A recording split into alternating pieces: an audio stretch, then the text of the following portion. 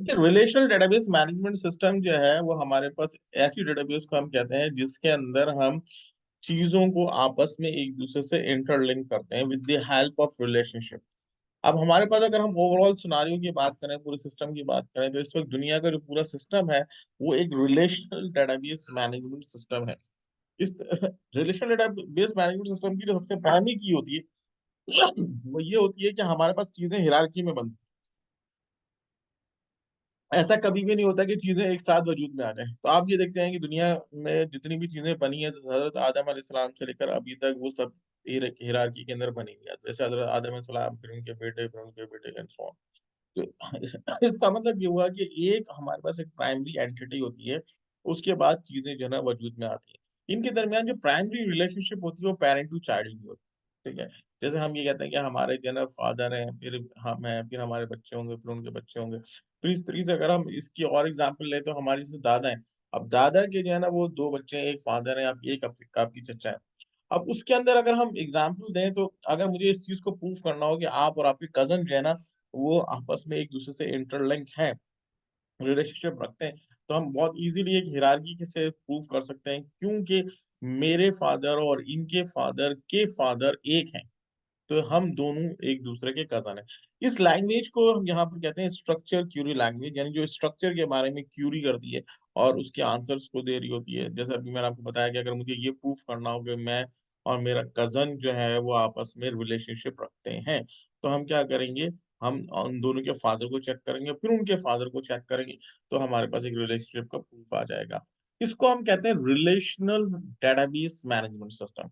तो इसका मतलब ये हुआ कि रिलेशनल डेटाबेस मैनेजमेंट सिस्टम जो कोई नया नहीं है, ये सदियों से है, पूरी दुनिया इसी के ऊपर कायम है। हम कंप्यूटर साइंस के अंदर ज्यादातर वही चीजें स्टडी कर रहे होते हैं जो दुनिया में पहले से बनी हुई है। हम सिर्फ उनको कंप्यूटराइज फॉर्म के अंदर इसके अंदर कन्वर्ट करते हैं। अच्छा देखिए, जब तक कोई सिस्टम की सही डेटाबेस नहीं बनेगी, यानी सही रिलेशनशिप नहीं बनेगी और उसका स्ट्रक्चर सही खड़ा नहीं होगा, तो उस पे बनने वाला सिस्टम भी कभी नहीं बन सकता। जैसे लेट सपोज मैं आपके फैमिली स्ट्रक्चर की बात करूंगा। फैमिली स्ट्रक्चर के अंदर अगर आपकी फैमिली के अंदर कोई भी एक बंदा, अजनबी बंदा आपके घर में आके रहना शुरू कर दे, तो आप एक सवाल खड़ा करना शुरू कर देंगे, भाई कौन है, क्या है, इसकी रिलेशनशिप क्या है, कहाँ से आया है। तो इसका मतलब है वो अनफिट है। तो बिल्कुल इसी तरीके से हम एक रिलेशन डेटाबेस और नॉन रिलेशन डेटाबेस की बात करते हैं। तो नॉन रिलेशन डेटाबेस के अंदर किसी भी चीज को हम सेटिस्फाई नहीं कर सकते, उसको हम अपनी सिस्टम का पार्ट नहीं बना सकते, उसको हम प्रूफ नहीं कर सकते। तो ये सारी हमारे पास प्रॉब्लम्स आती हैं। तो अभी हम देखते हैं कि अगर हम बहुत सारी चीजें यहाँ पर स्टडी करने वाले हैं, जिसमें नॉर्मलाइजेशन है या डायग्राम्स है, रिलेशनशिप्स है, अगर मैं ये सब चीजें आपको ना पढ़ाऊं और एक डेटाबेस में बनाते हैं, तो उसमें किस किस्म की प्रॉब्लम्स आती हैं, फिर हम ये देखेंगे उसको सॉल्व करने के लिए हम इनको किस तरीके से सॉल्व करते हैं। तो हम उसकी तरफ आते हैं। सबसे पहले मैं ये सपोज कर रहा हूँ कि हमारे पास सिर्फ एक एक्सेल की नॉलेज है और मुझे एक डेटाबेस बनानी है।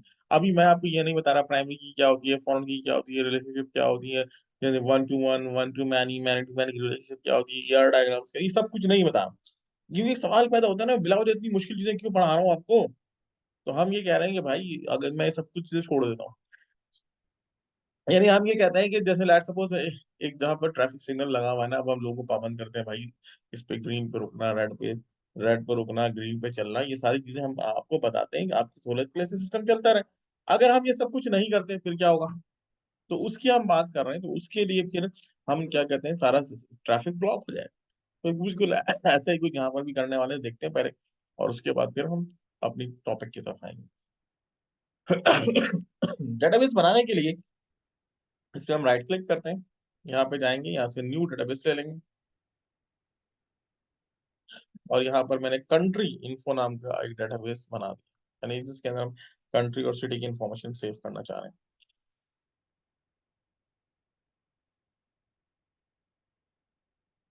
ओके कर दें। अब ये आपकी डेटाबेस बन गई। अब जो कंट्री इन्फो की डेटाबेस बनी है, जैसे मैंने आपसे कहा ना, मेरे पास एक एक्सेल की नॉलेज थी और मुझसे कहा कि कंट्री और सिटी का डाटा स्टोर कर दो। तो मैं गया जनाब एक टेबल बनाने के लिए, एक टेबल बना लेता हूँ। इस पे मैं राइट क्लिक करूंगा, table just like Excel sheet, उसके अंदर रॉज होते हैं और कॉलम होते हैं जिसपे आप डाटा स्टोर करो। तो हमने न्यू टेबल बनाया। अब यहाँ पर आप जो कॉलम बना रहे होते हैं, तो उसको बताते हैं उसकी डेटा टाइप्स क्या है। जैसे एक्सेल में डेटा टाइप्स होती है, यहाँ भी डेटा टाइप्स बताते हैं। तो अगर हम डाटा की स्टोरेज की बात करें या डाटा टाइप्स की बात करें तो तीन किस्म की डाटा टाइप्स होती है, स्ट्रिंग, नंबर और डेटा लाइन। स्ट्रिंग के अंदर आपके पास ABCD और 1 2 3 आता है, नंबर के अंदर खाली 1 2 3 आता है, डेटा लाइन जो होता है उसका अपना एक स्पेसिफिक फॉर्मेट होता है। जैसे मुझसे उन्होंने कहा था यार एक काम करना, कंट्री और सिटी का डाटा स्टोर करना, तो मैंने क्या किया, दो कॉलम बना लिए। एक बना लिया कंट्री का, उसको डाटा टाइप मैंने सेट कर दी। अब यहाँ पर काफी सारे डेटा टाइप्स हैं, इनको भी स्टडी करेंगे। जैसे हमारे पास एक डेटा टाइप होती है, इसके अंदर वॉरचार, इसका मतलब होता है वेरिएबल कलेक्टेड लाइन। इसके अंदर जितना डेटा आप स्टोर करेंगे उतनी ही स्पेस रिजर्व करेंगे। जैसे अगर मैंने 10 कैरेक्टर्स के अंदर स्टोर किए तो 10 की स्पेस हार्ड डिस्क पे रिजर्व होगी, 50 की नहीं होगी। जबकि इसके ऑल्टरनेट जो है ना, हमारे पास एक डेटा टाइप है चार, ये भी स्ट्रिंग डेटा टाइप है, और इसके अंदर ये अगर हम 50 यहाँ पर रख देते हैं। अब अगर मैं इसके अंदर 10 कैरेक्टर स्टोर करूंगा तो ये 50 की स्पेस रिजर्व करेगा, यानी उल्टा है। ये अपनी फिक्स स्पेस रिजर्व करता है, जबकि वॉर चार्ज जो है ना वेरिएबल कैरेक्टर लाइन, तो वो वेरिएबल आपको स्पेस रिजर्व करता है। अब ये फिलहाल वॉर चार्ज है। इस तरह से हमने इसको सिटी का भी एक कॉलम बनाना था कि मैं कंट्री और सिटी दोनों का डाटा स्टोर करना चाह रहा था। हम इसमें गए और इसको वॉर चार्ज दे दिया हमने, ये आ गया। उसके बाद हम इसको सेव कर देते हैं। ये आपसे टेबल का नाम मांग रहा है तो हमने कंट्री का नाम दे दिया। टेबल बन गया। अब मैं इसमें डाटा फीड करना चाह रहा हूँ। अब जैसे यहाँ से इसको आप रिफ्रेश करेंगे तो ये एसक्यूएल सर्वर आपका रिफ्रेश हो जाएगा। तो राइट क्लिक करेंगे और इसमें एडिट पर जाएंगे तो यहाँ से आप रिकॉर्ड एडिट कर सकते हैं। अब जैसे मैंने आपसे कहा था कि भाई यहाँ पर जो हम काम कर रहे हैं इसके अंदर मुझे कोई रूल्स नहीं पता, और मैंने पाकिस्तान के डाटा डाला, मैंने कहा पाकिस्तान कराची।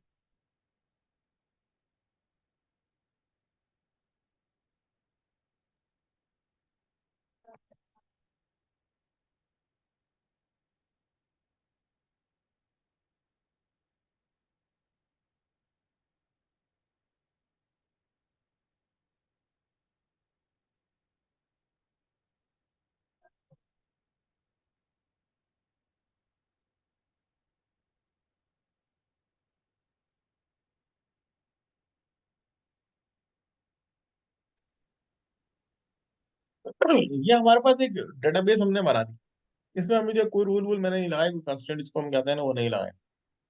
अब इसमें क्या मसला है?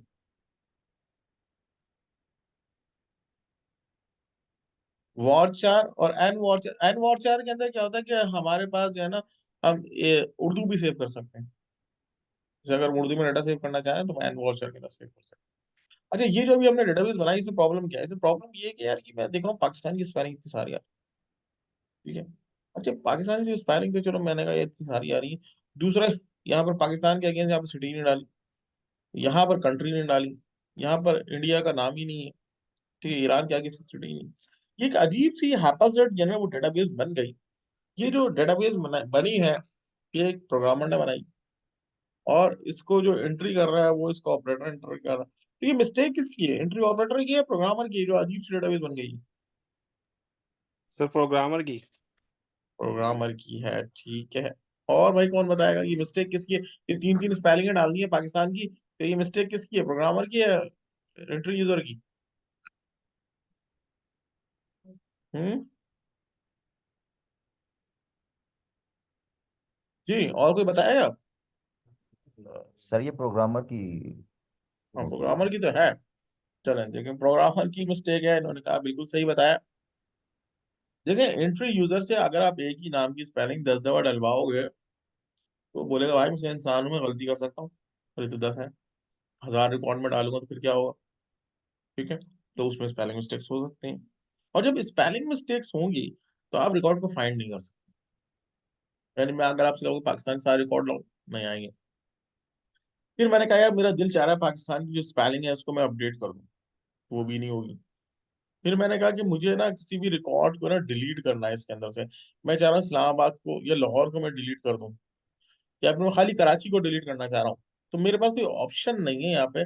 मैं जब भी डिलीट करूंगा ना, इसका कंट्री का नाम भी साथ डिलीट हो जाएगा, ठीक है। फिर इसी तरीके से आप यहाँ पर किसी रिकॉर्ड को इंसर्ट करना चाहें तो वो भी प्रॉपर इंसर्ट नहीं होगा, क्योंकि प्रोग्रामर ने इसको, जो हमारा एंट्री यूजर है उसको खुली छूट दी हुई है, वो जो जैसा मर्जी डाटा को ना फीड करे। इससे बनने वाला सिस्टम जो होगा ना, कभी भी स्टेबल नहीं होगा। उसके अंदर हमेशा मसले आएंगे। एक तो रिकॉर्ड फाइंड नहीं हो रहा होगा, इंसर्ट भी नहीं हो रहा होगा, अपडेट भी नहीं हो रहा होगा, डिलीट भी नहीं हो रहा होगा। तो हमारे पास एक जो डी नॉर्मलाइज डेटाबेस होती है, उसके अंदर चार किस्म की एनोमलीज होती हैं, प्रॉब्लम्स होती हैं: इंसर्शन, अपडेशन, डिलीशन और सिलेक्शन। इसको रिमूव करने का नाम इसको रिमूव करने का नाम, यानी डेटाबेस के अंदर ये जितनी भी प्रॉब्लम्स हैं, इसको आप रिमूव कर दें, तो इसको हम कहते हैं नॉर्मलाइजेशन। यानी removal of anomalies from the database is called normalisation. तो हम अब जा रहे हैं इसको नॉर्मलाइज करने। उसमें हम देखेंगे कि ये इंसर्शन, अपडेशन, डिलीशन, सिलेक्शन की प्रॉब्लम किस तरीके से सॉल्व कर सकते हैं। तो इसके लिए जो हम चीज बनाते हैं उसको कहते हैं E R diagram. E R diagram बनाने के लिए आप क्या करेंगे, इसको हम सिलेक्ट करते हैं और इस पर राइट क्लिक करेंगे। अच्छा, बात अगर आप जैसे डेटाबेस डायग्राम पे यहाँ क्लिक करेंगे ना, तो आपको अजीब सा एक एरर मैसेज दिया होगा।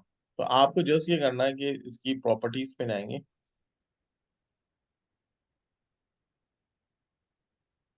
और यहाँ पर आपका जो फाइल ग्रुप है ना, इसमें ऑनर का नाम इस तरीके से आपके पास कुछ और आ रहा होगा।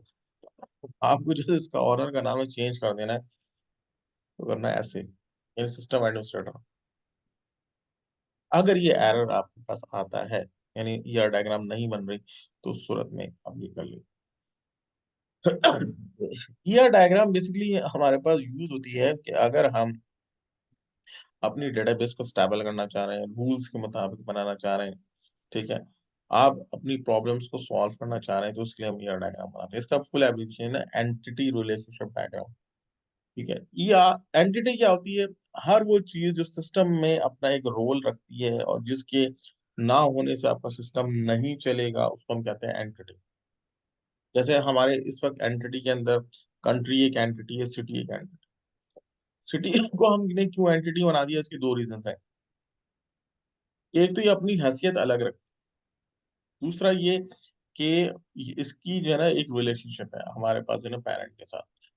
तो इस वजह से हम इसको एक अलग एंटिटी देते हैं। लेकिन ये भी एक सॉलिड रीजन नहीं है, एक और भी रीजन है कि अगर कोई भी चीज जो है ना हमारे पास रिपीट हो रही हो, या फिर हमारे पास जो है ना एक से ज्यादा हो पेरेंट इंफॉर्मेशन के अंदर, तो वो अपनी हैसियत अलग रखती है, एक अलग एंटिटी बनाती है। इसको भी हम देखेंगे। तो एंटिटी हर उस चीज को कहते हैं जो सिस्टम में अपनी एक यूनिक हैसियत रखती है, जिसके नाम से सिस्टम नहीं चलेगा। जैसे लेट्स सपोज इस वक्त हम इस क्लासरूम की बात कर रहे हैं, तो इस क्लासरूम के अंदर स्टूडेंट एक एंटिटी है, टीचर एक एंटिटी है, हमारे पास इंटरनेट एक एंटिटी है, इस वक्त जो है जूम पे बैठे हैं जूम एक एंटिटी है। ये हर एक अलग अलग है। मैं किसी भी इसमें जो होने वाली एंटिटी को ये नहीं कह सकता ये दोनों चीजें सेम है। ऐसा कुछ नहीं है। ये दोनों चीजें क्या है, अलग अलग हैं। इनको हम आपस में रिलेशनशिप जरूर बना सकते हैं, और लेकिन इनको एक नहीं कर सकते। तो अभी जो पहली मिस्टेक हमने ये की थी, ये जो एंटिटी थी उसको हमने एक बना दिया, ये तो गलत हो गया।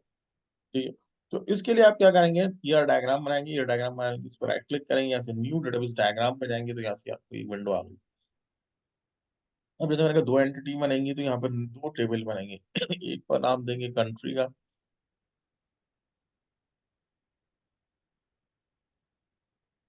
कंट्री पहले से है तो मैं कंट्री टू बना देता हूँ इसको।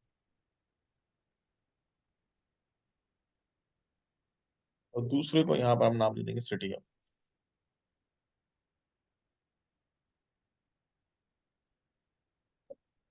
सर एक क्वेश्चन है।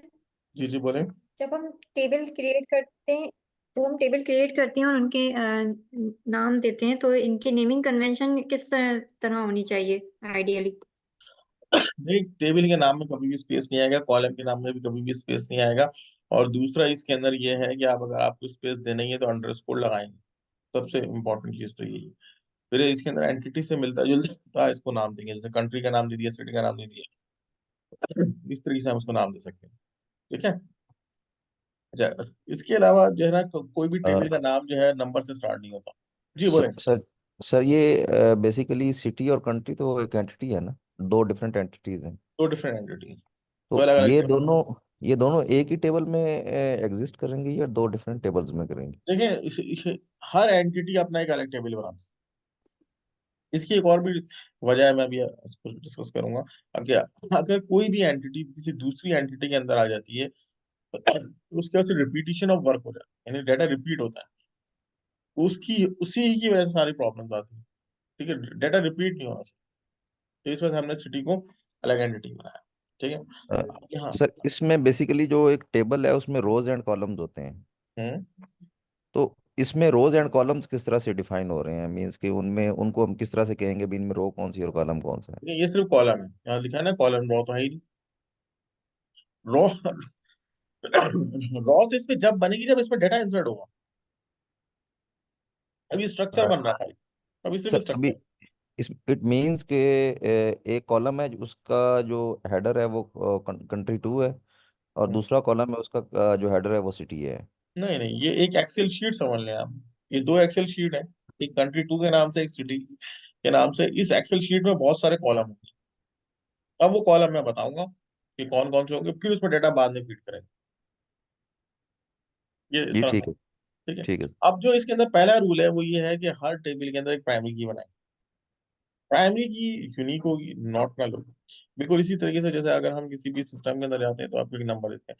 आप पाकिस्तान में आते हो आपको एनआईसी नंबर मिलता है, आप स्कूल में जाते हो आपको रोल नंबर मिलता है, आप बोर्ड से बाहर जाते हो आपको पासपोर्ट नंबर मिलता है। ये वो यूनिक चीज होती है जो कि आपको लाजमी चाहिए। ठीक है, तो इस वजह से कहते हैं हर एंटिटी जो सिस्टम में बनेगी उसको प्राइमरी की बनाएंगे, उसको नंबर बनाएंगे, उसको ऑटो इंक्रीमेंट करेंगे। ये तीन चीजें लाजमी हो। कैसे करेंगे?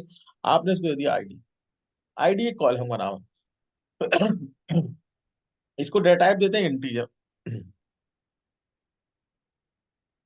इसको कर देते हैं प्राइमरी की, और इसको यहाँ से ऑटो इंक्रीमेंट कर देते हैं। तो आइडेंटिटी स्पेसिफिकेशंस में आएंगे, यहाँ से इसको यस कर देंगे। ठीक है, इससे क्या होगा, इससे तीन चीजें इस पे इन्फोर्स हो गई। आईडी कॉलम का नाम, प्राइमरी की सेट करने की वजह से इसके अंदर एक कंस्ट्रेंट लग गया कि इसके अंदर यूनिक वैल्यू आएगी।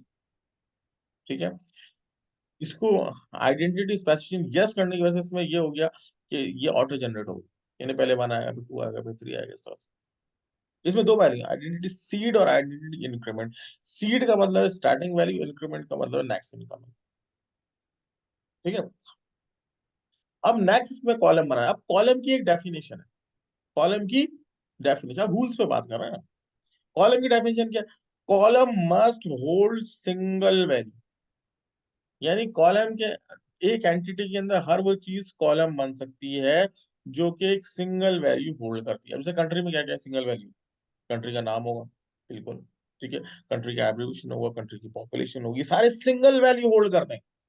इस वजह से इनको कॉलम बना रहे हैं। सिटी क्यों नहीं कॉलम बन सकता? सिटी इस वजह से नहीं कॉलम बन सकता कि एक कंट्री के अंदर बहुत सारी सिटी होती है, तो इस वजह से वो कंट्री के अंदर सिटी कॉलम नहीं बन सकता, क्योंकि वो कॉलम की डेफिनेशन को फुलफिल नहीं करता। तो ये हम कॉलम यहाँ बना देते हैं। इसमें मैंने कहा दिया नेम,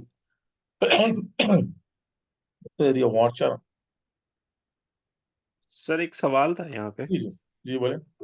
सर ये आपने जो इसको प्राइमरी की असाइन की है आईडी को, हम्म तो ये ऑटो इंक्रीमेंट इसमें ऑटो लगेगा या हमें थ्रू क्यूरी कराना पड़ेगा इसको? नहीं, इसमें ऑटो हो गया ना। इसको देखो, मैंने प्राइमरी की किया, इसकी मैं प्रॉपर्टीज पे गया। अगर ये प्रॉपर्टी की विंडो आपके पास ना आ रही हो तो आप इस पे राइट क्लिक करेंगे, यहाँ से प्रॉपर्टीज पे चले जाएंगे। मैं इसमें आइडेंटिटी स्पेसिफिकेशंस पे गया, इस पे यस कर दिया, तो इससे ये ऑटोमेटिकली इंक्रीमेंट लग गया इसमें। अभी मैं इंसर्ट करूंगा तो ऑटोमेटिकली इसमें वैल्यूज आ रही होंगी।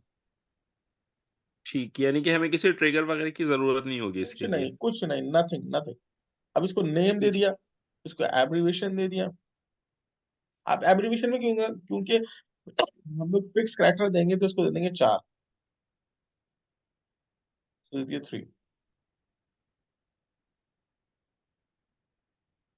इसको पॉपुलेशन दे देंगे। अब पॉपुलेशन, देखिए इंटीजर में वन टू थ्री आता है, अगर एक से ज्यादा यानी पॉइंट वाली वैल्यूज नहीं हो, थोड़ा सा बड़ा डिजिट्स हो, तो हम यहाँ पर डेटा यूज करते हैं न्यूमेरिक। अब जैसे मैंने बताया कि आपको सिटी यहाँ नहीं आ सकता, उसका मेन रीजन ये है कि वो एक से ज्यादा होती है, तो वो उसका अलग टेबल बनाया हमने। जो एक से ज्यादा होती है उसका अलग टेबल बनता है। अब जैसे सिटी के अंदर हम जाएंगे, इसमें भी पहला कॉलम तो आईडी होगा, इसको दे देंगे इंटीजर।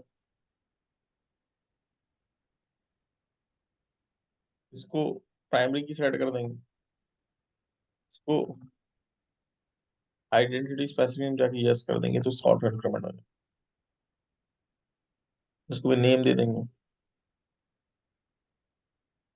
अब उसको वॉचर आ जाएगा, अब्रिविएशन दे देंगे।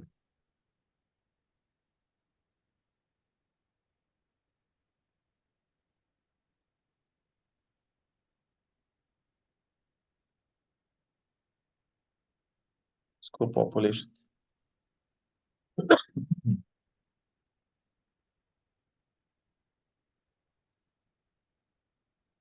अब इसके अंदर डिस्ट्रिक्ट आ सकते हैं,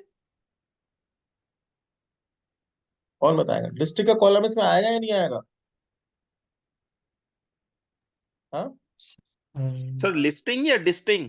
district district. District east west वगैरह का ना सर? हाँ, ईस्ट वेस्ट नॉर्थ साउथ होता है ना, डिस्ट्रिक्ट होते हैं ना हमारे पास, हम्म, आ सकता है इसमें, कॉलम आ सकता है। हाँ, सर मेरे ख्याल से तो आ सकते हैं। एक सिटी के अंदर कितने डिस्ट्रिक्ट होते हैं? सो मोर देन 4 होते हैं। 100 ज्यादा होते हैं ना, सिंपल सी बात नहीं है। आएगा सर, और कॉलम की डेफिनेशन क्या होती है? कॉलम, एक कॉलम में कितनी वैल्यू आ सकती है? एक आ सकती है बस। एक आ सकती है, जी देखिए सर, एक। इसमें नहीं आएगा, अलग बनेगा रजिस्टर। हाँ, सर उसका इसमें तो अलग। डिस्ट्रिक्ट नहीं आएगा, डिस्ट्रिक्ट का बिल्कुल नहीं, टेबल अलग बनाना पड़ेगा। बिल्कुल। वो देखिए, वो इस वजह से हमने आया, क्योंकि ये आप अपने पास जो है ना इसको समझ नोट कर लेंगे, column must hold single value. देखिए, एक सिटी का नाम एक ही होता है, एब्रीविएशन एक ही होगा, जैसे कराची का KHI होगा, लाहौर का LHR ही होगा, पॉपुलेशन एक फिगर होगी, फिगर से मुराद एक वैल्यू होगी। ठीक है, लेकिन डिस्ट्रिक्ट अलग से। तो यहाँ डिस्ट्रिक्ट आईडी आएगा आई थिंक। हाँ, हाँ, वो मैं बात की बात कर रहा हूँ, वो तो अभी हम रिलेशनशिप की बात करें। तो डिस्ट्रिक्ट हमने जैसे इसको दे दिया, और इसके अंदर फिर भी वही सारी चीजें आ जाएंगी। तो बहुत सारे टेबल्स अभी हम ये ऐसे भी देखेंगे कि जो कि ड्राइव होते हैं थ्रू डेफिनेशन। इसमें जैसे आईडी दे दी, अभी कुछ और रूल्स भी स्टडी करें। अब ये तो हर एक में करना है कि इसको प्राइमरी की करना है, उसको ऑटो इंक्रीमेंट करना है, ये हर एक में करना है। जब तक ये सही नहीं होगा ना, काम नहीं बन सकता। तो हम आगे चलते हैं। अब जो हमारे पास एक ऑर्गेनाइजेशन या एक सिस्टम या ये दुनिया या आपकी फैमिली, इसमें जो भी चीजें होती है ना, जो एंटिटी होती है, उनके दरमियान रिलेशनशिप होती है। आपकी फैमिली के अंदर या आपके घर में कोई भी ऐसा बंदा नहीं होगा जिसकी कोई रिलेशनशिप ना हो। जैसे आपके फादर हैं, फिर आपके बच्चे हैं, आप हैं, फिर आपके बच्चे हैं, आपकी मदर है, आपकी सिस्टर है, ये सारी रिलेशनशिप है। इसमें जो सबसे प्राइमरी रिलेशनशिप होती है ना सिस्टम के अंदर, वो होती है पेरेंट टू चाइल्ड। यानी कोई ना कोई किसी का पेरेंट होता है, उसका चाइल्ड होता है, इस तरह से रिलेशनशिप। अच्छा, रिलेशनशिप का एक और मोटा सा रूल होता है। क्या रूल होता है? वो ये होता है, रिलेशनशिप मस्ट होल्ड चाइल्ड। हमेशा रिलेशनशिप जो है ना चाइल्ड होल्ड करता है, पेरेंट नहीं करता। आप अपना नाम जहां पर लिखते हैं ना, तो अपने फादर का नाम लिखते हैं, लेकिन आपके फादर अपना नाम जहां लिखते हैं तो अपने बच्चों का नहीं लिखते कभी भी। वो किसका लिखते हैं? अपने फादर का लिखते हैं। इसका मतलब रिलेशनशिप कौन होल्ड करता है? चाइल्ड होल्ड करता है। तो अब हम यहाँ पर ये देखेंगे, कंट्री और सिटी के अंदर चाइल्ड कौन है? चाइल्ड का मतलब जो बाद में बनेगा। तो कंट्री और सिटी में चाइल्ड कौन है? City sir. सिटी चाइल्ड है, बिल्कुल ठीक है, सही है ना, सही कह रहे हैं ना? किसी को ऑब्जेक्शन तो नहीं, सिटी हम्म, चाइल्ड है कि नहीं? नहीं है ऑब्जेक्शन, सही है, सिटी चाइल्ड है। तो रिलेशनशिप हमेशा चाइल्ड होल्ड करेगा। तो हम इसको रिलेशनशिप को बनाने के लिए क्या करेंगे, जैसे यहाँ पर मैंने एक कॉलम का नाम दे दिया कंट्री लेडी, जैसे मैं इसको पहचान सकूं।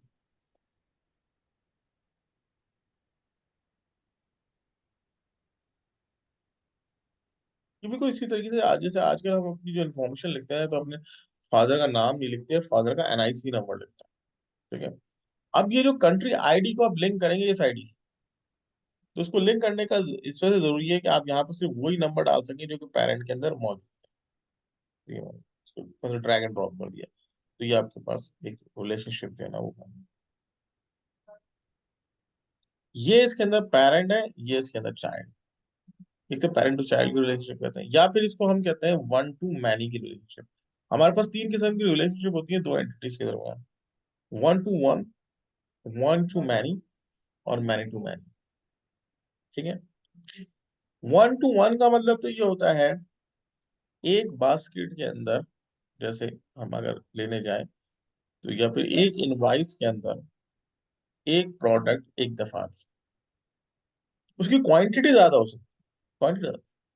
जैसे आपने सेंसोडाइन टूथपेस्ट ली, ये चार, तो आप चार दफा सेंसोडाइन नहीं लिखेंगे वहां इनवाइस में, आप एक दफा लिखेंगे, उसकी क्वांटिटी बढ़ा, तो इसको कहते हैं वन टू वन रिलेशनशिप। ठीक है। इसी तरीके से एक सेमेस्टर के अंदर एक कोर्स आप एक दफा लेते हैं, ऐसा ही ना, यानी एट द सेम टाइम आप एक कोर्स जब ले रहे हैं तो दोबारा वो कोर्स थोड़ी लेंगे, दूसरा कोई कोर्स ले लेंगे उसके साथ, लेकिन एक वक्त में तो एक कोर्स एक ही दफा आएगा। ठीक है। तो ये वन टू वन की रिलेशन। वन टू मैनी की रिलेशनशिप क्या है, एक कंट्री के अंदर बहुत सारी सिटी हो सकती है, लेकिन इसको उल्टा नहीं पढ़ सकते हैं, एक सिटी की बहुत सारी कंट्री हो सकती है, ऐसा तो नहीं होता। ये हो सकता है वन टू मैनी के अंदर एक कंट्री की बहुत सारी सिटी हो सकती है। फिर इसी तरीके से सिटी और डिस्ट्रिक्ट की मैं बात करूं तो यहाँ पर हम ये देखेंगे कि चाइल्ड कौन है, सिटी है या डिस्ट्रिक्ट है। इसमें डिस्ट्रिक्ट होगा सर। डिस्ट्रिक्ट चाइल्ड होगा बिल्कुल। अच्छा, एक और भी बात है, मैंने यहाँ पर जब रिलेशनशिप बनाने लगा तो मैंने कंट्री और डिस्ट्रिक्ट की बात नहीं की, मैंने सिटी और डिस्ट्रिक्ट की बात की है। क्यों? वो इस वजह से कि रिलेशनशिप जब बनती है या सिस्टम जब भी बनता है तो वो हिरार्की में बनता है। हर रिलेशनशिप हर बंदा होल्ड नहीं करता। जैसे आप अपना नाम जहां पर भी लिखते हैं, अपने फादर का नाम लिखते हैं, आप अपने दादा का नाम तो नहीं लिखते, या आप अपने परदादा का नाम तो नहीं लिखते। तो इसका मतलब ये हुआ कि रिलेशनशिप जो होती है वो हिरारिकल वे के अंदर होती है, और इसको इस तरीके से चलती है कि हमारे पास एक पेरेंट है, वो एक चाइल्ड है, फिर उसका कोई चाइल्ड है, तो जो पेरेंट और चाइल्ड है ना वो आपस में रिलेशनशिप होल्ड। तो सिटी और डिस्ट्रिक्ट के अंदर जो है ना, यहाँ पर हम क्या करेंगे, सिटी आईडी को दे देंगे जो किसकी रिलेशनशिप को होल्ड करेगा, तो यहाँ दे देंगे सिटी आईडी, और फिर दे देंगे इंटीजर। और इसकी भी रिलेशनशिप बनाने के लिए आप इसको यहाँ से, ये प्राइम, हमेशा जो ड्रैग एंड ड्रॉप करेंगे ना वो यहाँ से प्राइमरी की को यहाँ से उठाएंगे और इसको चाइल्ड यानी हम फॉरेन की इसको कहते हैं उसके ऊपर डालेंगे। यहाँ पर ये दिखा भी रहा होता है कि सिटी के अंदर आईडी जो है ना वो प्राइमरी की है, और डिस्ट्रिक्ट के अंदर city ID as a foreign की है, इनके दरमियान ये रिलेशनशिप बना। इससे क्या होगा, ये एक रूल इन्फोर्स हो जाएगा कि यहाँ डिस्ट्रिक्ट के अंदर सिर्फ वही आपके पास आईडीज आ सकती हैं जो कि सिटी के अंदर मौजूद, या सिटी के अंदर सिर्फ वही कंट्री की आईडी आ सकती है जो कंट्री के अंदर मौजूद है। अब मैं इसको सेव करूंगा, कुछ रिकॉर्ड को फीड करूंगा, और फिर उसके बाद हम ये देखेंगे जो प्रॉब्लम थी वो सॉल्व हुई कि नहीं हुई। उसको ऐसे सेव कर देंगे तो ये सारे टेबल्स जो है ना ये हमारे पास यहाँ बन जाएंगे। जब तक ये डायग्राम का इस तरह से मैसेज नहीं आए तो रिकॉर्ड टेबल सेव नहीं हुए, और जब ये टेबल सेव हो जाएंगे तो ये ऑब्जेक्ट एक्सप्लोर को इस तरह से आप डॉक करेंगे तो यहाँ सारे टेबल्स जो है ना वो आपको नजर आ रहे हैं। इसको भी रिफ्रेश करना पड़ेगा, यहाँ से रिफ्रेश करेंगे तो रिफ्रेश, या तो विदाउट एनी कोडिंग, जो इंपॉर्टेंट चीज थी यहाँ पर, हमने एक डेटाबेस बना ली जो कि फुल्ली रिलेशनल मैनेजमेंट सिस्टम को रिप्रेजेंट करती है, और इसमें हमने ये देखा कि रिलेशनशिप किस तरीके से बनती है। अब इस पर कुछ डाटा को फीड करते हैं, ये स्ट्रक्चर बना है, अब डाटा फीड करेंगे, ये रॉज, अब रॉज की बात आ गई, इसमें एडिट किया हमने, यहाँ पर देखें। अब आप रिकॉर्ड फीड करेंगे, ये कॉलम आपके पास एक्सेल वाले बन के आ रहे हैं। आईडी क्योंकि ऑटो जनरेटेड थी, इसमें वैल्यू आपको डालने की जरूरत नहीं है, आप जस्ट यहाँ पाकिस्तान डालेंगे, पाकिस्तान की कोई भी स्पेलिंग डालेंगे तो एक दफा डालेंगे ना, दो दफा थोड़ी डालेंगे। यहाँ लिखूंगा पाकिस्तान, फिर एब्रिविएशन में उसको लिख दिया PAK, फिर इसकी पॉपुलेशन कोई हमने यहाँ पे इंसर्ट कर दी, फिर यहाँ पर मैं इसको दे रहा हूँ इंडिया, इसको दे दिया IND, और उसकी फिगर हमने दे दी। कोई भी स्पेलिंग हम डाल दें, कंट्री का नाम तो एक ही दफा है, क्योंकि उसका एब्रिविएशन भी एक ही दफा है। एक दफा अगर वो मिस्टेक करते तो फिर हम एंट्री यूजर को इसको ठहरा सकते हैं जिम्मेदार के भाई उसकी मिस्टेक, उसने स्पेलिंग गलत डाल। ठीक है। सेकंड वन, अब ये दो आईडीज यहाँ जनरेट हो गई, 1 और 2, 1 फॉर पाकिस्तान, 2 फॉर इंडिया। आगे चल के जब हम डेस्कटॉप एप्लीकेशन बनाएंगे ना, तो इसमें हम कॉम्बो बॉक्स लगा देंगे, उसमें ऑटोमेटिकली वो डेटा को फीड कर रहा हो, उसमें सेलेक्ट कर रहा होगा। अभी फिलहाल तो हमें देना पड़ेगा। तो अभी हमें याद कर लिया हमने, 1 फॉर पाकिस्तान, 2 फॉर इंडिया। तो अब इसको जो है ना, जब सिटी में फीड करूंगा तो मैं 1 और 2 इसमें दे सकता हूँ। अगर मैं 3 दूंगा तो ये एरर दे देगा। तो इसको मैंने देखिए सर ये कहा। हमने कंट्री की टेबल में क्या नेम में यूनिक कांस्टेंट यूज किया है, नहीं, हमने यूज या तो ये नहीं विदाउट? किया। हमने यूज तो नहीं किया, लेकिन ये है कि हम यूज कर सकते हैं, यूनिक कंस्ट्रेंट लगा दे सकते लेकिन सर आपने कहा ना जैसे उसमें रिपीट नहीं होगा, तो क्या वो विदाउट यूज किए भी नहीं होगा रिपीट? हैं। नहीं, उसमें रिपीट हो सकता है अगर वो जो यूनिक कंस्ट्रेंट है उसमें नहीं लगा। ठीक है। ठीक। ठीक। अच्छा, अब हम बात कर रहे हैं इसके पर ना। तो यहाँ इसको दे दिया मैंने कराची, इसको दे दिया KHI, इसको पॉपुलेशन दे। अब देखिए यहाँ तो या तो कंट्री के अंदर मैं 1 दे सकता हूँ या 2 दे सकता हूँ। 1 फॉर पाकिस्तान, अब इसका व्यू बनाएंगे इसमें डाटा आ जाएगा, और 2 फॉर इंडिया। अब यहाँ पर अगर मैं 3 दूंगा तो एरर दे देगा, ये रिकॉर्ड नहीं है ना, ये 1 दे देंगे। देखिए हर चीज की इन्फोर्समेंट हम डेटाबेस में नहीं कर सकते, स्ट्रक्चर सही बनाते हैं, फिर उसके बाद बहुत सारी इन्फोर्समेंट हम एप्लीकेशन लेवल के ऊपर जो है ना लगाते हैं, कंस्ट्रेंट्स वहां पे चेक करते हैं। जैसे यूनिकनेस का मुझे कंस्ट्रेंट जो है ना, वहीं पे हम डाटा फीडिंग के वक्त चेक करवा सकते हैं इसको। अब डॉट एमवीसी के अंदर भी, एमवीसी कोर में भी, डेस्कटॉप में भी आप इसको यूनिक को वैलिडेट कर सकते हैं, वो हम वहां पे देखेंगे। अब जैसे हमने यहाँ पर इसको दे दिया लाहौर। अब इसके अंदर आप कोई भी इसमें डाटा फीड कर दें तो वो उसके लिहाज से आप, अब ये आपके पास आ गया है दिल्ली, तो उसको दे दिया मैं दिल्ली, इसकी फिगर आ गई। अब यहाँ पर उसको दे दिया मुंबई, उसको दे दिया मूवी।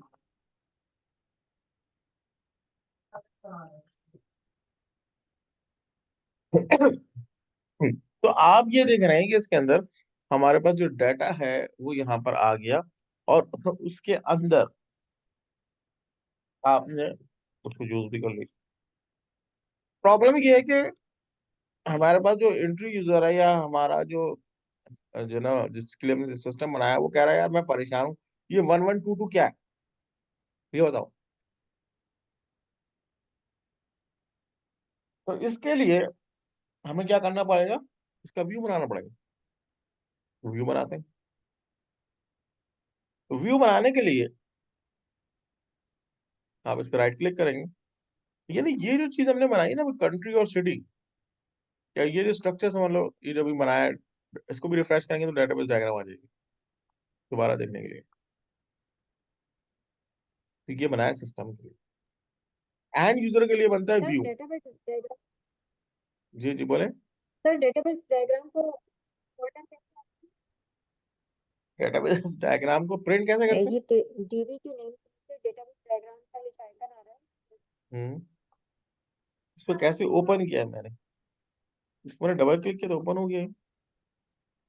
पर आपकी आवाज में बहुत स्लो आ रही है, आपका सवाल जो है सही समझ में नहीं आया, चले। मैं चाहता कि समझो इसको ओपन कैसे करेंगे, तो इसको डबल क्लिक किया मैंने, ओपन कर लिया। इसको सेव कैसे करेंगे, तो ये ऊपर से सेव हो जाता है। ठीक है, इसको प्रिंट कैसे करेंगे, ये एक सवाल है। तो इसको प्रिंट करने के लिए आप क्या कर सकते हैं, यहाँ से डेटाबेस डायग्राम पे जाते हैं, कॉपी डायग्राम क्लिपबोर्ड करेंगे, तो ये इस तरीके से डेटाबेस डायग्राम प्रिंट हो जाती है। फिर आप इसको किसी भी बिटमैप फॉर्म के अंदर अपने पास सेव कर सकते हैं। जैसे मैंने यहाँ पे BMP की एक फाइल बनाई, उसको दे दिया ERD,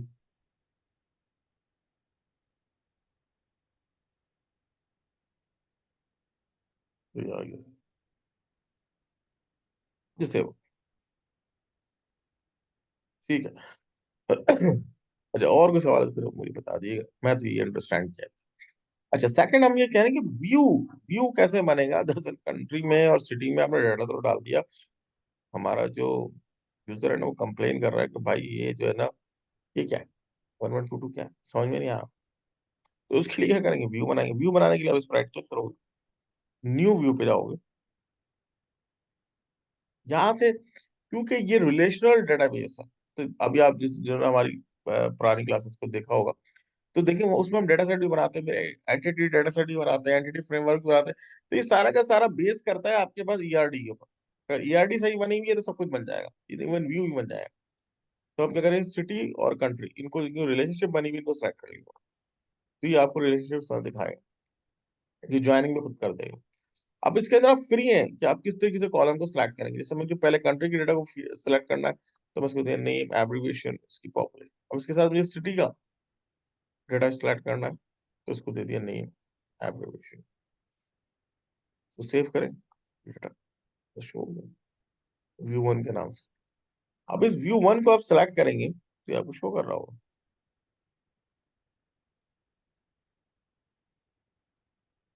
तो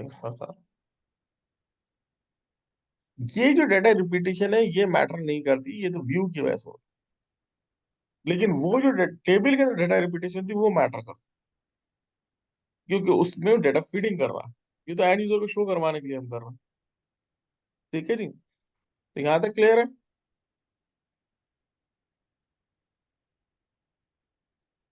जी, यस सर, क्लियर है। अच्छा जी। अब इसी अच्छा। सिस्टम को थोड़ा सा और हम आगे लेके चलते हैं, और इसमें हम देखते हैं कि अगर मुझे एक स्टूडेंट मैनेजमेंट सिस्टम बनाना हो तो उसको कैसे बनाएंगे, और उसमें कौन कौन से टेबल्स हमारे पास हैं। तो अच्छा सर, स्टूडेंट की, जी बोले। हाँ सर, ये अभी जिस तरह आपने ईआरपी डायग्राम के थ्रू किया है, ठीक है। हम्म अच्छा, इसकी हम अगर क्यूरी के थ्रू करते हैं तो उसमें बड़ी प्रॉब्लम आती है। अच्छा, मुझे यहाँ सवाल ये पूछना है कि इसमें क्या फ़र्क है, मतलब कि क्यूरी के थ्रू करो या इस तरह करो, बात सेम ही होती है या इसमें कोई है डिफरेंट?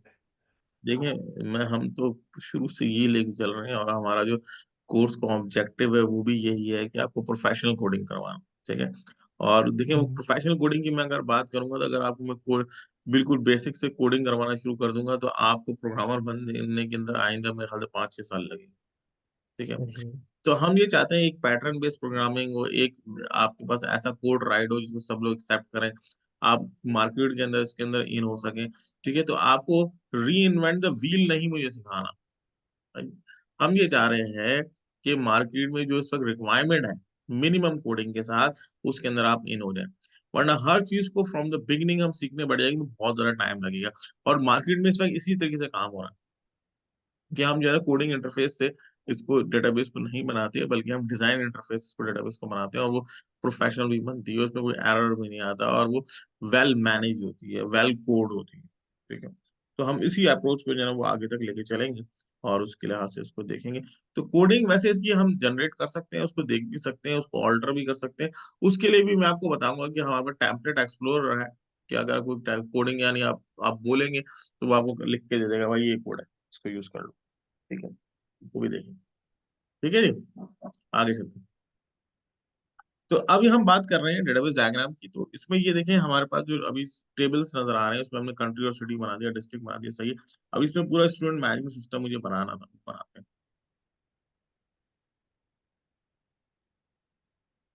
जिसकी अभी हमने लास्ट टाइम जो है रिपोर्ट भी बनाई थी, तो रिपोर्ट कैसे बनाई। तो इसके अंदर देखें, स्टूडेंट का डाटा मुझे फीड करना है, तो स्टूडेंट का एक टेबल बना देता हूँ।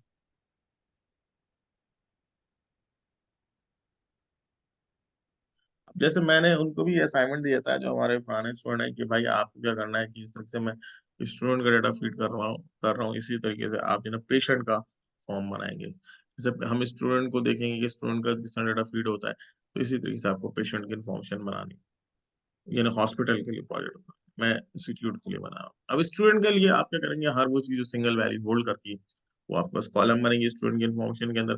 पहला जो कॉलम है वो लाजमी आईडी होगा, वो हमने दे दिया, इसको इंटीजर कर देंगे।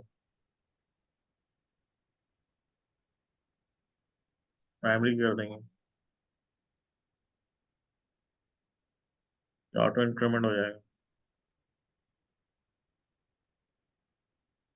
तो नेम दे देंगे,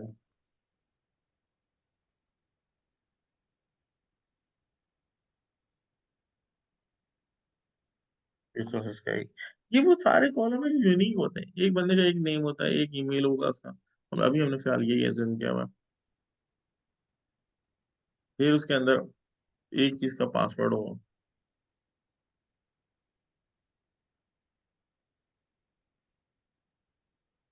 फिर हम यहाँ पर ये कहते हैं कि कंट्री और सिटी को यहाँ पर सिलेक्ट करवाएंगे, क्योंकि हर वो चीज जो कि लुकअप क्रिएट करती है उसके लिए अलग टेबल बनता है, वो टेबल हम ऑलरेडी यहाँ बना चुके हैं, तो यहाँ पर उसको सिलेक्ट होगा। अब स्टूडेंट जो है ना चाइल्ड है, इसके इसके दो पैरेंट, एक कंट्री एक सिटी, तो हम यहाँ पर कंट्री आईडी दे देंगे जो कि कंट्री के टेबल से आएगी। फिर आगे चल के जब हम इसकी डेटाबेस यानी इसकी एप्लीकेशन बनाते हैं तो वहाँ पर कॉमन बॉक्सेस आ जाते हैं। तो इंटीजर हो जाएगा, इसको देंगे सिटी, ये भी आपके पास इंटीजर हो जाएगा। फिर इस आईडी को यहाँ से आप पिक करेंगे, इसको यहाँ से उठाएंगे आगे, फिर इस तरह से इस सिटी आईडी को भी यहाँ से पिक करेंगे और यहाँ दे देंगे। ठीक है, फिर इसके बाद फिर फर्दर फील्ड आ जाएंगी, जैसे आपका एड्रेस आ जाएगा।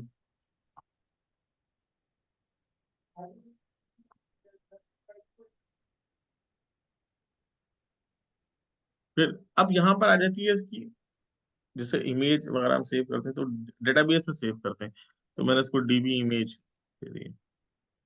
इसके लिए जो डाटा टाइप यूज होती है, अगर हम डेटाबेस में इमेज सेव करना चाहो तो वो होती है इमेज। फिर इसकी आ जाती है क्वालिफिकेशंस, तो स्टूडेंट की जो क्वालिफिकेशन है उसको हम इसी टेबल में रखेंगे या अलग टेबल बनाएंगे? कौन बताएगा? हाँ भाई, कौन बताएगा? इमरान साहब बताएं। क्वालिफिकेशन का कॉलम में यही बना दूं या अलग टेबल बनाऊं? जी मिस उस्मा, आप बताएं। सर टेबल क्वालिफिकेशन में बना दो, अलग हम्म, में बनेगा सर। सेपरेट क्वालिफिके टेबल में, सेपरेट। सेपरेट टेबल बनेगा। सेपरेट टेबल क्यों बनेगा? सर क्वालिफिकेशन जैसे ग्रेजुएट हो गया, मास्टर्स हो गया, तो उसके लिए एक डिफरेंट टेबल बन सकता है। नहीं, उसका आंसर बेसिकली ये है कि क्वालिफिकेशन एक से ज्यादा होती है। कॉलम की सिंपल सी डेफिनेशन है column must hold single value. देखिए सब सिंगल वैल्यू, क्वालिफिकेशन एक से ज्यादा। क्वालिफिकेशन का अलग टेबल बनेगा, तो हमें अलग टेबल बनाएंगे, यहाँ पर राइट क्लिक करेंगे, यहाँ पर न्यू टेबल बनाएंगे, उससे क्वालिफिकेशन। अब इसी तरीके से आपको मैंने कहा पेशेंट की इन्फॉर्मेशन बनाना, आप पेशेंट का आपने इस तरह से पर्सनल इन्फॉर्मेशन दे दी, अब उसके बाद आ गई उसकी डिजीज। अब एक पेशेंट की कितनी डिजीज होती है? तो ज्यादा होती है। ठीक है, जैसे उसको कफ भी है, उसको फीवर भी है, चेस्ट इन्फेक्शन भी है, 10 प्रॉब्लम हो सकती है, तो उसका अलग टेबल बनेगा। तो यहाँ पर से क्वालिफिकेशन,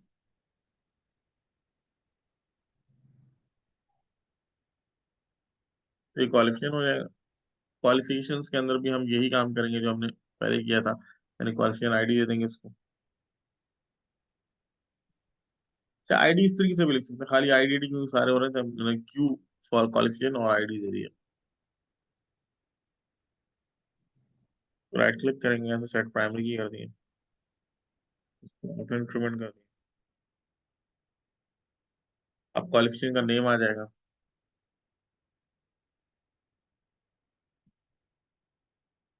बहुत सारा आ जाएगा उसमें।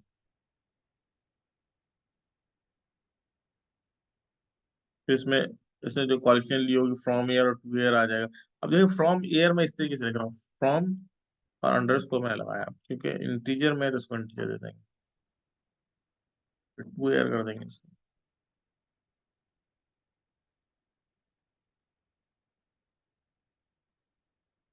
अब देखिए इसमें हमारे पास इंस्टीट्यूट है।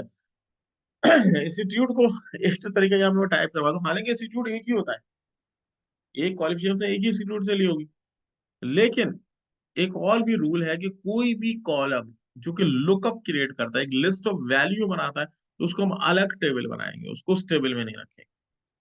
ये एक रूल है, और इसको हम सेटअप टेबल कहते हैं। जैसे इसमें ये होता है कि अगर हम इंस्टीट्यूट हर एक से टाइप करवाना शुरू कर दें तो ऐसे से इंस्टीट्यूट के नाम आ जाएंगे जो कि एग्जिस्ट ही नहीं करते, तो हम अपना एक सेटअप टेबल बनाएंगे, उसको सेलेक्ट करवाएंगे। तो इस रूल की वजह से यहाँ पर एक और सेपरेट टेबल वजूद में आएगा जिसका नाम इंस्टीट्यूट होगा, right? यहाँ पर बनाए। जैसे आप वाले केस के अंदर क्या होगा कि आप जो टेबल बना रहे हैं, जैसे अब हम पेशेंट का बनाएंगे तो पेशेंट की जो डिजीज है वो ऐसी डिजीज ना सेलेक्ट कर ले जो कि होती ही नहीं है, तो उसका हम क्या करेंगे, डिजीज का अलग टेबल बनाएंगे, उसको सिलेक्शन पे देंगे। तो इस वजह से हर वो चीज जो कि हम समझते हैं कि एक सिलेक्शन मोड में होनी चाहिए, लिस्ट ऑफ वैल्यू के फॉर्म के अंदर होनी चाहिए, तो उसको हम अलग टेबल बनाते हैं। उसमें इंस्टीट्यूट आईडी आ जाएगी,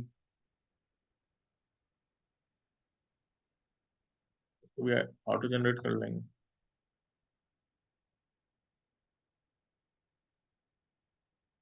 तो प्राइमरी की कर देंगे।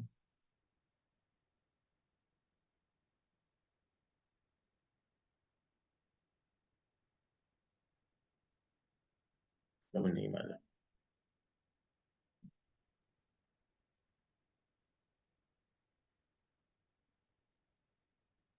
अब उसके बाद ये जो इंस्टीट्यूट आईडी आपने यहाँ से सेलेक्ट की है, इसको यहाँ देंगे। जैसे वो लुकअप के अंदर वो लिस्ट ऑफ वैल्यू के तौर पर सेलेक्ट करें। जब अभी आप डेस्कटॉप एप्लीकेशन बनवाएंगे तो उसमें आप देखेंगे कि वो किस तरीके से डेस्कटॉप के अंदर या वेब के अंदर ग्रिड में उसकी सिलेक्शन के अंदर आपके पास लिस्ट ऑफ वैल्यू पॉपुलेट हो जाएगी। उसको इंटीजर कर देंगे, फिर इसकी रिलेशनशिप बना देंगे।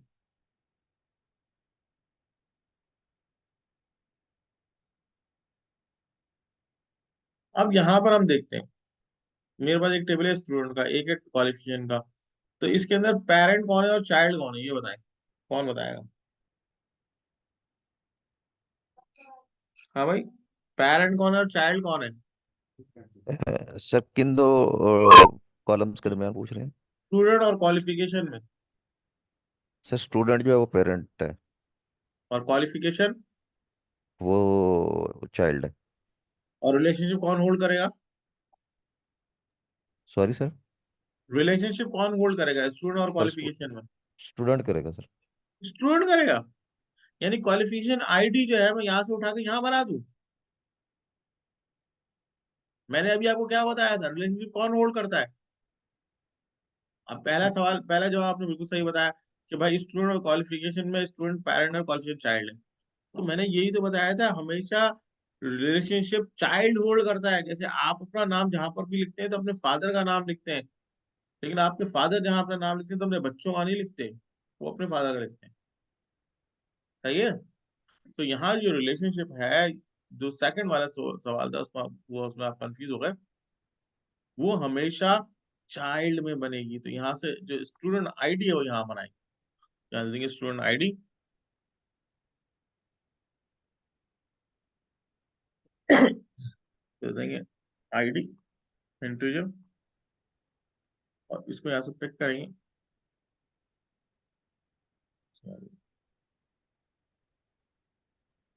ये बन गया। ठीक है। ठीक सर करो। सर एक बोलो। सवाल है यहाँ पे। हम्म, हेलो। हाँ बोले, सुन रहा हूँ। सर ये स्टूडेंट आईडी को हमने इंटीजर किया है, हम्म। तो इट मीन्स कि हम यहाँ से पे सिर्फ न्यूमेरिक वैल्यूज दे सकते हैं? ठीक है, ये तो मैंने आसानी के लिए किया हुआ है ना, क्योंकि मैंने ऑटो जनरेटर्स को मैंने किया हुआ है, और उसकी रिलेशनशिप को यहाँ पर हमने लिंक किया हुआ है। देखिए, हमेशा जो सबसे फास्ट रिलेशनशिप होती है ना बाइंडिंग के लिए, वो नंबर होती है, इंटीजर होती है। ठीक है। बकिया ये है कि हम अपनी याद दहानी के लिए या अपनी याददाश्त के लिए इनवाइस नंबर अलग से जनरेट करते हैं, या स्टूडेंट का रोल नंबर अलग से जनरेट करता है। उसका प्राइमरी की या फॉरेन की से कोई ताल्लुक नहीं होता। ये डेटाबेस की अपनी मैनेजमेंट के लिए जो सबसे फास्ट मैकेनिज्म है वो इंटीजर है, क्योंकि उसमें जो ज्वाइनिंग कंडीशंस बनती है वो सबसे फास्ट होती है, इस वजह से हम उसको यूज कर रहे हैं। सर बाज फील्ड्स को हम लॉक करते हैं, अभी वहाँ हम सिर्फ इंटीजर दे सकते हैं और बाज को हम लॉक करते हैं, वहाँ हम सिर्फ अल्फ़ाबेट्स दे सकते हैं। बिल्कुल ऐसा ही। और बाज को हम लॉक करते हैं, अभी वहाँ हम अल्फ़ाबेट और इंटीजर दोनों दे सकते हैं। बिल्कुल तो ऐसा ये ही। ये वो वाला काम हम कर रहे हैं या नहीं ये नहीं, कोई? ये तो रिलेशनशिप की कीज का काम है। प्राइमरी की और फॉरेन की से काम है, जो कि आपकी नॉर्मलाइजेशन के लिए हम कर रहे हैं। यानी दो टेबल्स को ज्वाइन करने के लिए हम प्राइमरी की और फॉरेन की बनाते हैं। तो उसके लिए जो रिलेशनशिप है ना, उसके लिए हम नंबर ले रहे हैं, और उस नंबर के लिए हम इस चीज को यूज कर रहे हैं। क्योंकि ये जो है ना, ये जो अभी हम रिलेशनशिप बना रहे हैं, ये एंड यूजर को नजर नहीं आएगी सिस्टम में। उसको अगर बाद में हमें शो भी करवाना होगा तो स्टूडेंट का रोल नंबर की एक अलग से फील्ड बना देंगे, वो हम शो करवाएंगे। वो हमारे पास ऑटो जनरेट नहीं होगा, वो हमें मैनुअली जनरेट करना होगा। या इनवाइस बनाते हैं तो इनवाइस नंबर अलग से प्रिंट होता है जो कि कस्टमर को देते हैं, वो फिर वो अल्फा न्यूमेरिक फील्ड के ऊपर मुश्तमिल होता है, वो अलग होता है। ठीक है, तो ये हमारे पास इस वक्त एक डेटाबेस जो है ना वो बन गई। इसी तरीके से मैंने आपको इसे असाइनमेंट दिया है कि आप हॉस्पिटल के लिए डेटाबेस बनानी है, तो वो बनाएंगे। अभी जितने भी टेबल्स हमने यहाँ पर बनाए, और आपने एक और यहाँ पर बात नोट की, आज मैंने एक सिंगल लाइन ऑफ कोड भी नहीं लिखा और हमारे पास एक कंप्लीट डेटाबेस जो है ना वो बन गई। अब इसके अंदर आप डेटा भी फीड कर सकते हैं, उसको यूज भी कर सकते हैं, इसका बैकअप भी मैं आपको दे देता हूँ। जो कंट्री इन्फो को मैंने राइट क्लिक किया यहाँ से, टास्क के ऊपर गए, आपने यहाँ से बैकअप लिया, तो ये बैकअप हो जाएगा, आप इसको कहीं भी जाके सेव कर सकते हैं। इसको मैंने ऐड किया यहाँ,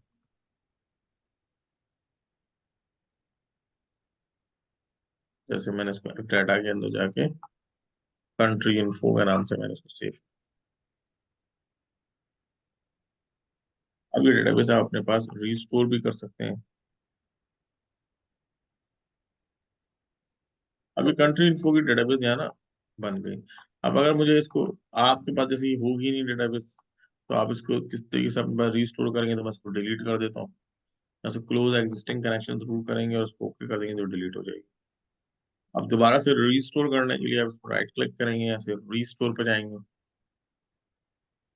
डिवाइस को सिलेक्ट करेंगे, इस बटन को सिलेक्ट करेंगे, ऐड का बटन है इसको सिलेक्ट करेंगे, यहाँ से ऑल फाइल है इसको सिलेक्ट करेंगे, इसको पाथ देंगे,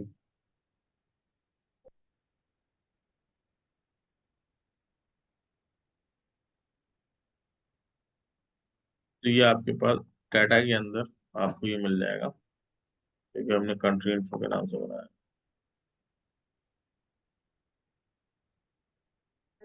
ये मैंने किया। तो इसको मैंने ओके किया, यहाँ से इसको ओके किया, ये आपकी डेटाबेस है इसको रिस्टोर हो गई।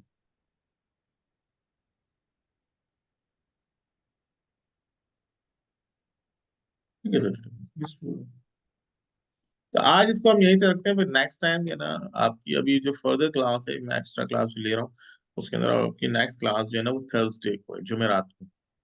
ठीक है, जुमेरात को आपकी क्लास होगी 10 बजे। तो उसके अंदर अभी हम डेटाबेस का ही टॉपिक थोड़ा सा मजीद कंटिन्यू करेंगे और उसके अंदर चीजों को देखेंगे। फिर इसमें एक छोटी सी डेस्कटॉप एप्लीकेशन जो है ना उसको भी बनाएंगे और उसमें देखेंगे किस तरह से इंटरलिंक करके एप्लीकेशन को हम बना सकते जी। ठीक है सर, तो ये काम जो सारा है ये हम कोडिंग के जरिए भी कर सकते हैं, क्योंकि इंटरव्यूज में जब जाते हैं तो उसमें वो क्यूरीज ही लिखवा रहे होते हैं अक्सर। क्यूरीज अलग चीज होती है, वो तो मैं आपको लिखना सिखाऊंगा भाई, मैंने आपसे नहीं कब कहा। मतलब जब मतलब जैसे उन्होंने बोला कि जिस तरह हमने अभी टेबल जनरेट किए सारे ना, तो वो बाय कोड कहते हैं फॉरेन की रिलेशनशिप बनाने के लिए। मतलब 2-3 इंटरव्यूज में मैंने दिए तो वो उसमें पूछते हैं कि फॉरेन की रिलेशनशिप बना के दिखाएं कोड से। सिंपल है वो, तो मैं करवा दूंगा, करवा दूंगा। ठीक है सर। नहीं आता है, मैं बस पूछ रहा हम्म, था कि मतलब ये सारा काम हम इसको कोड के जरिए भी कर सकते हैं कर सकते सिंपल। हैं, बिल्कुल कर सकते हैं, मैं और करवा भी दूंगा, कोई मसला नहीं। ठीक है, ओके, थैंक यू तो सर। आज इसको यहीं तक रखते हैं, इंशाल्लाह फिर थर्सडे को दोबारा यही क्लास होगी 10 बजे। तो उसके अंदर फिर हम लोग जो है ना मजीद इसकी कुछ क्यूरीज वगैरह को भी देखेंगे, टेबल की ऑल्टरेशन स्टेटमेंट को भी देखेंगे, ईच एंड एवरीथिंग जो कि अभी हम डिजाइन इंटरफेस से बना रहे हैं उसको कोडिंग इंटरफेस से कैसे जनरेट कर सकते हैं और उसको यूज कैसे कर सकते हैं, तो वो भी मैं उस क्लास के अंदर जो है ना वो सर कवर। इंडेक्सेस बता पढ़ाएंगे? इंडेक्सेस भी बिल्कुल बनवा देंगे, इसके अंदर इंडेक्सेस हैं, आपके पास डेटाबेस ट्रिगर्स हैं, इसके अलावा स्टोर प्रोसीजर्स हैं, तो वो भी हम देखेंगे, फंक्शंस हैं, फंक्शन किस तरीके से बनाए जाते हैं। तो बहुत सारी चीजें तो ऐसी हैं कि वो हमने वहां पर भी अभी में जो हमारी क्लास चल रही है उसमें भी कवर नहीं करवाई, वो हमने जो है ना ASP.NET के लिए छोड़ दी है, जैसे डेटाबेस जो स्टोर प्रोसीजर हैं, ट्रिगर्स हैं, तो वो हम ये देख रहे हैं कि जब वहां पर क्योंकि वो यूज होते हैं, तो स्टोर प्रोसीजर जब ASP.NET में हम यूज करवाएंगे तो वही तभी हम बनाना सिखाएंगे। इस तरह से डेटाबेस ट्रिगर भी अभी मैंने जी कवर। सर, मतलब बस ये था कि वो है आप बेसिक से कोड नहीं सिखाए, मतलब हर चीज एक एक मरतबा कोड में भी डिस्कस हो जाए तो अच्छा हो जाएगा बस। मैं बिल्कुल करवा दूंगा, वो कोड लेवल पे इसको डिस्कस कर लेंगे, कोई मसला नहीं। ठीक है, ओके, थैंक यू थैंक तो इसको फिर इंशाल्लाह नेक्स्ट टाइम थर्सडे को कंटिन्यू करते हैं। ये मैं वीडियो अभी गूगल क्लासरूम के अंदर डाल दूंगा, होपफुली सब लोगों के पास गूगल क्लासरूम का भी एक्सेस होगा, तो सॉरी हमारी वेबसाइट का एक्सेस होगा। और दूसरा ये कि व्हाट्सएप के ऊपर मैं इसको कर दूंगा, वहां से भी आप इसको देख सकते हैं और इसकी लाजमी आप प्रैक्टिस करेंगे। एसक्यूएल सर्वर की इंस्टॉलेशन सबके पास है ना या किसी के पास नहीं है, बताएं। यू। है सर, है सब है। चलें ठीक है। तो फिर आप इसकी लाजमी प्रैक्टिस करें, तो फिर इंशाल्लाह फिर थर्सडे को 10 बजे दोबारा